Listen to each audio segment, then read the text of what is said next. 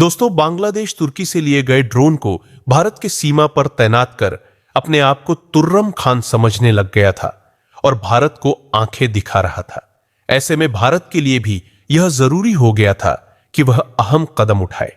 भारत ने भी बांग्लादेश सीमा के पास अपने मानव रहित हवाई वाहनों यूएवी को तैनात किया है। यह देख बांग्लादेश सरकार और उनकी आर्मी तिलमिला गई है।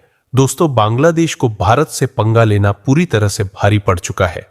एक तरफ अरकान आर्मी बांग्लादेश को नाक में दम करके रखा है, तो दूसरी तरफ अब भारत ने भी शिकंजा कसना शुरू कर दिया है। बांग्लादेश के अंदरूनी हालात किसी से छिपे नहीं है। मोहम्मद यूनुस की अगुवाई में बनी अंतरिम सरकार में हिंदू अल्पसंख्यकों पर लगातार हमले हो रहे हैं। लेकिन इस बीच बांग्लादेश ने पश्चिम बंगाल से लगती सीमा पर तुर्की में बने ड्रोन को तैनात कर दिया है।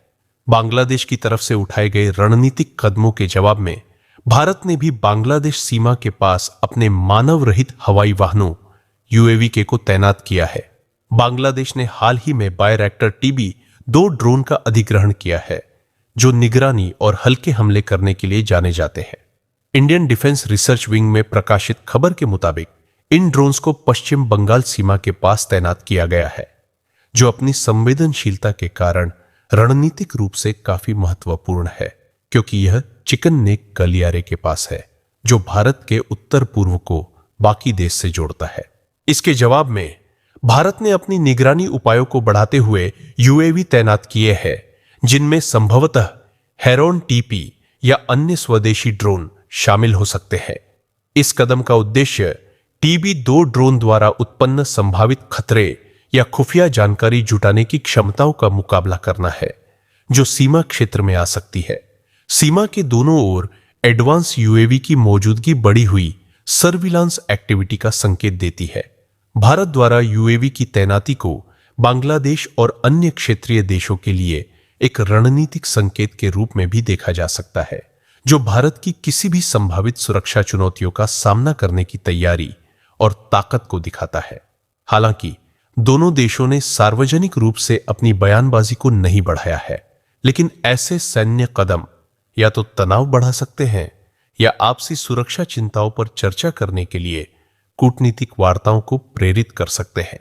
मेघालय सरकार ने हाल ही में बांग्लादेश की सीमा के पास मानव रहित हवाई वाहनों यूएवी को देखने पर केंद्र को सतर्क कर दिया था। खास बात है कि जिन यूएवी को देखा गया, ये मेड इन तुर्की बायरैक्टर TB2 मानव रहित हवाई वाहन है। बांग्लादेश बॉर्डर से भारत की ओर इनका चक्कर लगाना बेहद संवेदनशील मुद्दा है। क्या है बायरकतर? बायरकतर एक मध्यम ऊंचाई वाला, देर तक ठहरने वाला ड्रोन है, जिसका उपयोग खुफिया निगरानी और टोही के संचालन के लिए किया जाता है। ड्रोन सशस्त्र हमला करने में भी सक्षम है। यूएवी बांग्लादेश में छतक और सुनामगंज के उत्तर में हवाई क्षेत्र में उड़े, जो अंतरराष्ट्रीय सीमा पर शून्य रेखा से लगभग 200 मीटर दक्षिण में है। अपने ट्रांसपॉन्डर कोड TB2R177 से पहचाने जाने वाले यूएवी में से एक कथित तौर पर बांग्लादेश के तेजगांव एयरबेस से संचालित किया गया था। एक अन्य घटनाक्रम में हाल ही में BSF ने पूर्वी जैंतिया हिल्स जिले के अंतर्गत रत्ताचेरा क्षेत्र में 7 बांग्लादेशी नागरिकों को पकड़ा, हालांकि उन्हें वापस बांग्लादेश को सौंप दिया गया था। अराकान आर्मी बांग्लादेश का नया सिरदर्द। दूसरी ओर भारत और बांग्लादेश के बीच सीमा से सटे म्यांमार के रखाइन प्रांत में एक और नई चुनौती उभर रही है। म्यांमार के सैन्य झुंडा ने हाल ही में 270 किलोमीटर लंबे म्यांमार बांग्लादेश सीमा पर नियंत्रण खो दिया है। अब इस क्षेत्र पर अराकान आर्मी AA का कब्जा है, जो म्यांमार के सबसे शक्तिशाली विद्रोही गुटों में से एक है। अराकान आर्मी ने म्यांमार ही नहीं बल्कि बांग्लादेश के सीमावर्ती क्षेत्रों में भी अपना प्रभाव बढ़ा लिया है, जिससे बांग्लादेश सेना के साथ टकराव की संभावना बन रही है।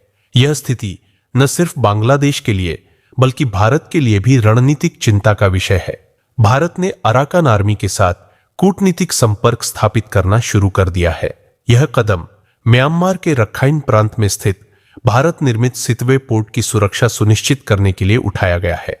सितवे पोर्ट भारत के पूर्वोत्तर राज्यों को बंगाल की खाड़ी और म्यांमार के रास्ते बाकी देश से जोड़ने वाली Kaladan multi modal transit project का अहम हिस्सा है। हालांकि म्यांमार के जुंटा ने अब तक सितवे पोर्ट और अन्य रणनीतिक क्षेत्रों पर नियंत्रण बनाए रखा है, लेकिन अराकान आर्मी के बढ़ते प्रभाव को देखते हुए भारत इस क्षेत्र में अपने हितों की रक्षा के लिए कदम उठा रहा है। भारत के लिए क्या मायने रखते हैं ये घटनाक्रम? बांग्लादेश की एहसान फरामोशी, बांग्लादेश की सत्तारूढ़ यूनुस सरकार और उसके सहयोगियों की प्रतिक्रिया ने भारत बांग्लादेश संबंधों पर सवाल खड़े कर दिए हैं। यह साफ है कि 1971 में भारत के सहयोग के बावजूद वर्तमान बांग्लादेश नेतृत्व भारत के योगदान को स्वीकार करने से इनकार कर रहा है। दोस्तों, जानकारी अच्छी लगी तो वीडियो को लाइक करें, शेयर करें और हमारे चैनल को भी सब्सक्राइब कर ले ताकि इस तरह के वीडियो आप तक पहुंचता रहे। धन्यवाद।